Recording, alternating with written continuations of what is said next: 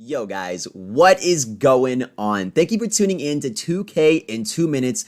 I'm your host, BDB, and on this channel we get into in-depth tutorials.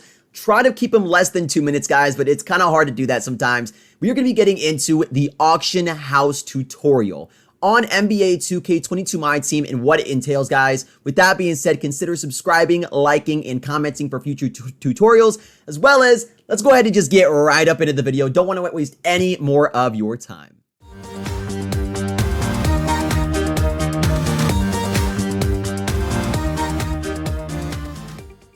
Okay, guys, so here we have the auction house. First off, you're going to see the auction house on the upper, obviously the first tab here. We're going to see home, single player, multiplayer, pack market, auctions, MYTEAM, and extras. Scroll on over to auctions so we can do this together. First off, you're going to see search auction, guys. What this is basically you're searching for players, guys. So name, whatever name of the NBA player it is, the position, what position he plays, the color, what kind of color is the card itself. So is it an emerald? Is it a gold? Is it a diamond, pink diamond, etc., etc.?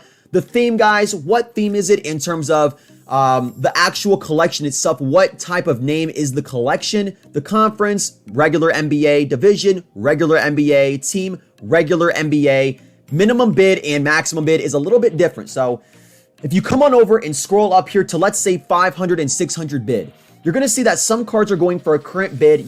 This is in real time, guys, and actually you're bidding in a bidding war versus other people around the world. So for example, these auctions can last anywhere from 4 hours to 24 hours, depending on how often a person sets the time. With that being said, guys, make sure that with auctions, you're very consistent with it, because sometimes you get duped. Sometimes you can put on, for example, if I auction on somebody right now, for example, we're going to go to this guy here. I can choose to either buy him now, which I'll get to that in a second, or bid on him for 500, depending, guys. So like I said, regular auctions are just bidding, guys. Then we go over to the, so if we could do this right here, and we go to maximum buyout. This is where I like to spend most of my time, guys, is buyout. I don't really pay attention to auction that much, although auction can be a good thing to get really cheap prices and to snipe cards.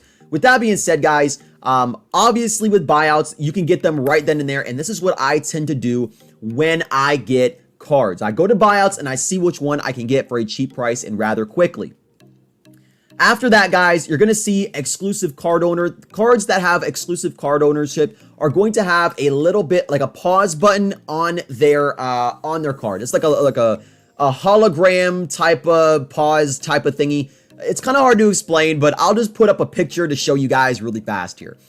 So then, guys, we have that, but we have auction outcomes. And what this basically is if you bid on something, for example, if I go here to search auction and I type in on this, if I go here and just type in this, and I buy this guy, Ellis here, I buy Ellis for 700 MT. You go here to auction outcomes and you can see that you won the card because I bought him. Now in auction, this is a little bit different, but in buyout, what I like to do the most, I like to just go ahead and say I got the card right here. You go to auction outcomes, you can either add him to collection. If you didn't mean to buy him, send him to your auctions or sell him as a quick sell for 425, or depending on the card and player, you can do that. Then we have active bids, guys. So basically, if you are in a bidding war, this screen right here is going to show you your actual bids. So for example, if you bid on somebody for 500 MT, the next person bids on 600, you're going to get, it's going to show you right here in this entire screen. So just keep that in mind, guys. And then we also have my auctions. These are auctions basically that you send to your auctions. You go to collection, you can go to the auction outcomes, and you can send cards to your auction. So what does that mean? It means I can start an auction with Michael Porter Jr. If I don't want to do that, I can send him back to the collection where I initially sent him here, or I can go ahead and quick sell him, or I can add to the exchange. Guys, don't worry about add to the exchange. If you don't know about that, please leave it in the comments so I can help you with that. But with that being said, guys, let's just start an auction here, and you can choose 12, 4, or 24 hours depending on what you want. You can also go to starting bid. We can go ahead and do whatever we want. So for example, if people bid on my Michael Porter Jr., they have to start the bidding at 750K, or I'm sorry, 750 MT. If I set that, if I set it to or if I set it to 1,000, they have to start the bid at 1,000.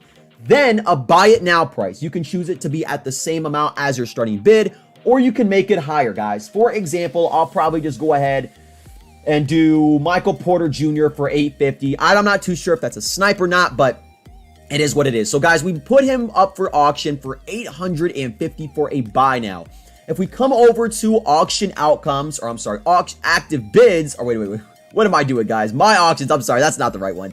But guys, we can see right here that we did put up Michael Porter Jr. for 500, and if somebody wants to bid on him for maybe 600, they can, or they can just buy him outright for 850. Guys, that is going to wrap up this tutorial. I really hope this tutorial helped you guys.